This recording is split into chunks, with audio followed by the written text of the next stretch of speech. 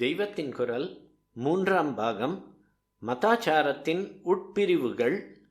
முந்தைய உரை தொடர்பாக ஒரு விளக்கம். முதற் பகுதி. குறிப்பு: இது முந்தைய உரையோடு தொடர்ந்து பெரியவர்கள் அருளியது. எனினும் அனைவரும் முன்னோர் வழி செல்ல இறைவனை பிரார்த்தித்தவுடன் அதோடு உரை பூர்த்தியானது போல நிறுத்திவிட்டு மீண்டும் ஏதோ தோன்றியது போலவே தொடர்ந்தார்கள். முதலில் நிறுத்திய இடத்திலேயே உரை வடிவத்துக்கு ஒரு நிறைவு ஏற்பட்டுவிட்டதால் அதோடு முந்தைய கட்டுரையை முடித்து தொடர்ச்சியை இங்கே தனியாக தருகிறோம். ஷிகாம், புன்றம், சூத்திரம் என்று சொன்ன 3 விஷயங்களும் ஹிந்து மதத்தை சேர்ந்தவைதான். மதாந்தரங்களில் இவை இல்லை. ஆனதால் ஹிந்து மதத்துக்குள்ளேயே வெவ்வேறாயுள்ள பிரிவுகளை ஒப்புக்கொண்டு இவற்றில் பிறந்தவர்கள் தங்கள் முன்னோரின் பிரிவுக்குரிய ஆச்சாரத்தையே பின்பற்ற வேண்டும் என்று ஸ்பஷ்டமாக ஏற்படுகிறது. குறிப்பு: முந்தைய உரையில் பிறந்த குலாச்சாரமே உய்நெறி என்ற பிரிவை காண்க. அப்போது ஒரு கேள்வி வருகிறது. ஹிந்து மதம் வேத மதம்தான். அதற்கு முதல் ஆதாரம் ஸ்ருதி என்ற வேதம். அடுத்தபடியான ஆதாரம் அந்த வேதத்தை ஆதாரமாக கொண்டே அதில் சுருக்கமாகவும் மறைமுகமாகவும் குறிப்பாகவும் ஹிண்டாகவும் சொல்லியுள்ளவற்றை விளக்கி வைக்கிற ஸ்மிருதி என்ற தர்மசாஸ்திரம். ஆக வேதம்தான் இந்த மதத்துக்கு மூச்சு. இந்த வேதத்தின் பரம தாத்பரியம் என்ன என்பதிலே ஏற்பட்ட வித்தியாசத்தால் தான் இதற்குள் பல பிரிவுகள் ஏற்பட்டிருக்கின்றன. துவைத்தம் என்று ஒருத்தர் நிர்தாரணம் பண்ணுகிறார், அத்வைத்தம் என்று இன்னொருத்தர், இரண்டும் இல்லை விசிஷ்டாத்வைத்தம், சுத்தாத்வைத்தம், துவைத்தாத்வைத்தம் என்றெல்லாம் பல பேர் பலவிதமாக முடிவு பண்ணுகிறார்கள். வைதிக மதத்தில் எல்லா தெய்வமும் ஒரே பரமாத்மாதான் என்று ஒருத்தர் சொல்கிறார். இன்னொருத்தர் விஷ்ணுதான் பரமாத்மா, மற்ற தெய்வங்கள் இல்லை என்கிறார். வேறொருவர் இதே மாதிரி சிவனை சொல்கிறார். எல்லாரும் தாங்கள் சொல்வதுதான் வேதத்தின் சரியான அபிப்பிராயம் என்கிறார்கள். துவைத்தம், அத்வைத்தம் என்றெல்லாம் பெயர் கொடுத்தாலும் இது சப்டைட்டில் தான். நாங்கள் வேத மதம் என்பதுதான் டைட்டில் என்று அவரவரும் சொல்கிறார்கள். இதிலிருந்துதான் கேள்வி வருகிறது. வேத மதத்தை விட்டு வேறு மதத்துக்கு போனால் தப்பா? பதித்தன் ஆகிறானா? அல்லது ஒரே வேத மதத்திலேயே இருக்கிற ஒரு பிரிவில் இருந்து அதிலே பிறந்தவன் இன்னொரு பிரிவுக்கு போனாலும் பதித்தன் ஆகிற தோஷம் வருமா? ஸ்லோகத்தில் வைதிக சமயத்தில் மட்டுமேயுள்ள ஷிகை, புன்றம், சூத்திரம் இவற்றை சொல்லி அப்புறம் சமயாச்சாரத்தையும் சொல்லி இவை எல்லாவற்றிலும் ஒருவன் பூர்விகரின் ஆச்சாரத்தைத்தான் கடைபிடிக்க வேண்டும், இல்லாவிட்டால் பதித்தன் ஆகிறான் என்று ஸ்பஷ்டமாக இருக்கிற போது ஹிந்து மதத்திலேயே ஒரு பிரிவில் இருந்து இன்னொன்றுக்கு போகலாமா என்று கேட்பது சரியில்லைதான். ஆனாலும் இப்படி கேட்பது அடியோடு தப்பான விதண்டாவாதம் என்று தள்ளிவிட முடியாது. கேட்பவர்களின் ஆர்கியூமெண்டிலும் நியாயம் இருக்கிற மாதிரி தோன்றுகிறது. அதனால் அதை கேட்டு தீர்க்கமாக ஆலோசனை செய்துதான் பதில் சொல்ல வேண்டியிருக்கிறது. ஆர்கியூமெண்ட் என்ன? மதாந்திரங்கள் என்றால் அவை வேதத்தை ஆதாரமாக பிரமாண நூலாக கொள்ளாதவை. பைபிள், குரான், திரிபிடகம், ஜெண்டவஸ்தா, கிரந்த சாஹிப், ஓல்டு டெஸ்டமெண்ட் என்று ஏதோ ஒன்றைத்தான் அவை ஆதார கிரந்தமாக கொண்டிருக்கின்றன. குறிப்பு: முறையே கிறிஸ்துவம், இஸ்லாம், பௌத்தம், பார்சி மதம், சீக்கியர் மதம், யூதர் மதம் முதலியவற்றின் ஆதார சாஸ்திரங்கள். ஆகையால் வேத மதம் என்பதில் பிறந்துள்ள நாம் அவற்றில் ஒன்றுக்கு போவது தப்பு. ஆனால் நாம் இந்த வேத மதத்தை விடாமலே இதில் ஒரு பிரிவில் இருந்து இன்னொன்றுக்கு போனால் எப்படி தப்பு? இந்த பிரிவுகள் தோன்றுவதற்கு முந்தி எப்படி இருந்தது? நீங்களே இதை பற்றி என்ன சொல்லி இருக்கிறீர்கள்? மாறுபட்ட எல்லா இந்து மத சித்தாந்தங்களின் அபிப்பிராயத்துக்கும் வேதம் ஒவ்வொரு ஸ்டேஜில் இடம் கொடுக்கிறது.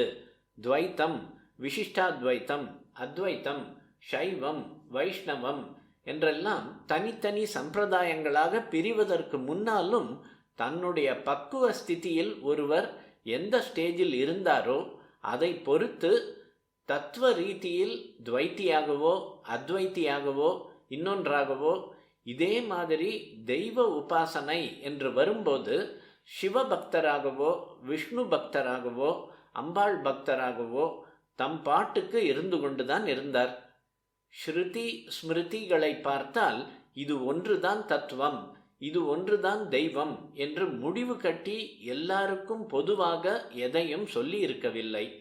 ஆதலால் பிரிந்து போகாமலே தமக்கு கன்விக்ஷன் உள்ள தத்துவத்தை அனுசரித்து கொண்டும் தமக்கு அப்பீல் ஆகிற தெய்வத்தை உபாசித்து கொண்டும் ஒரே சம்பிரதாயமாகத்தான் இந்துக்கள் எல்லாரும் இருந்திருக்கிறார்கள்.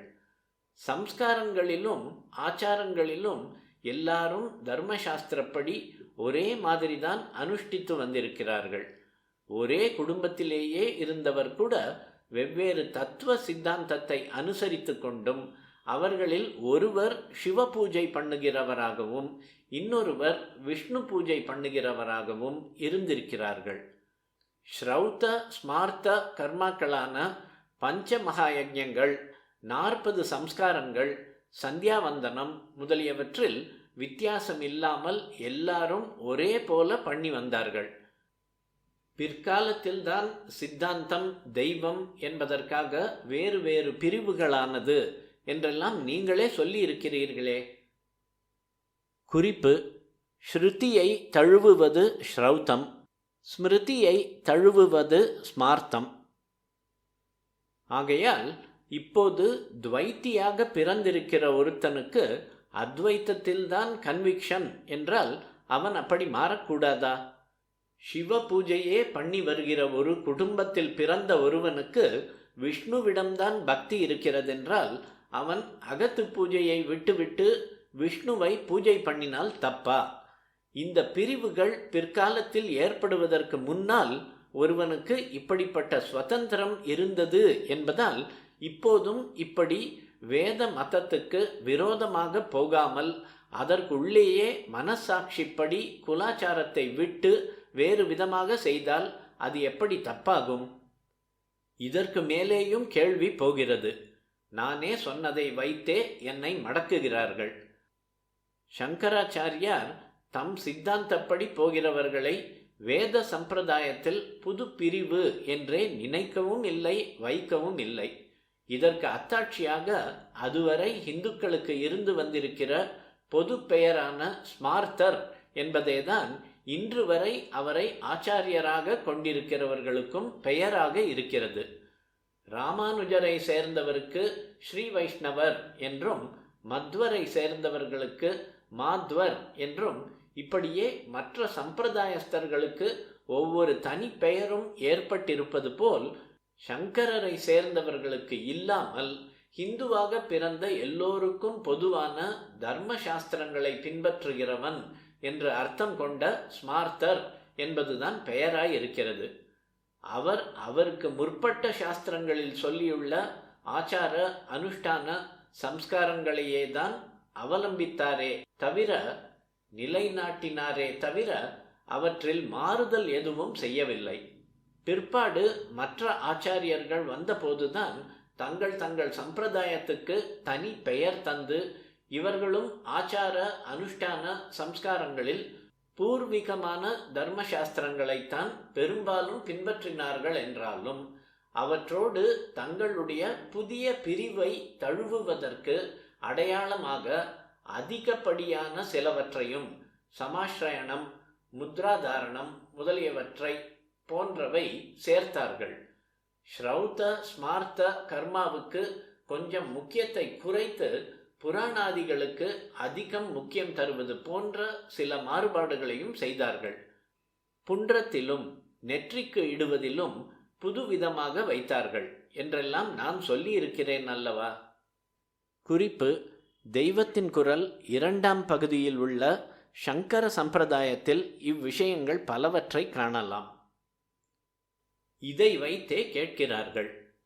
நீங்கள் சொல்லியிருப்பதிலிருந்தே பிற்கால ஆச்சாரிய புருஷர்களாக இருக்கப்பட்டவர்களே அதுவரை இருந்து வந்த அவர்களுடைய குலாச்சாரத்துக்கு வித்தியாசமாக பண்ணியிருக்கிறார்கள் என்று ஆகிறதே. அப்படியானால் இப்போதும் அப்படியே ஒருத்தன் ஹிந்துவாகவே இருந்து கொண்டு ஸ்மார்த்தத்திலிருந்து வைஷ்ணவத்துக்கோ மத்வ மதத்திலிருந்து ஸ்மார்த்தத்துக்கோ போனால் என்ன? இப்படி ஆர்கியூமெண்ட் போகிறது. இதில் நியாயம் இருப்பதாக பட்டாலும் சாஸ்திர அபிப்பிராயத்தைத்தான் நான் சொல்ல வேண்டும். பூர்விகர் வழிதான் போக வேண்டும் என்று உங்களுக்கெல்லாம் உபதேசித்துவிட்டு நானே பூர்விகர் அபிப்பிராயத்துக்கு மாறாக சொல்லக்கூடாது என்பதால் அவரவரும் தாங்கள் பிறந்திருக்கிற குலாச்சாரப்படிதான் நடக்க வேண்டும் என்றே சொல்கிறேன்.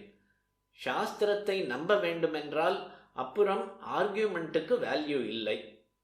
ஆர்கியூமெண்ட்டில் எத்தனை நியாயம் தெரிந்தாலும் சரி, சாஸ்திரம் சொல்கிறதென்றால் அதில்தான் நமக்கு தெரியாத புரியாத நியாயம் இருக்க வேண்டும் என்று ஒப்புக்கொண்டு அதன்படிதான் செய்ய வேண்டும்.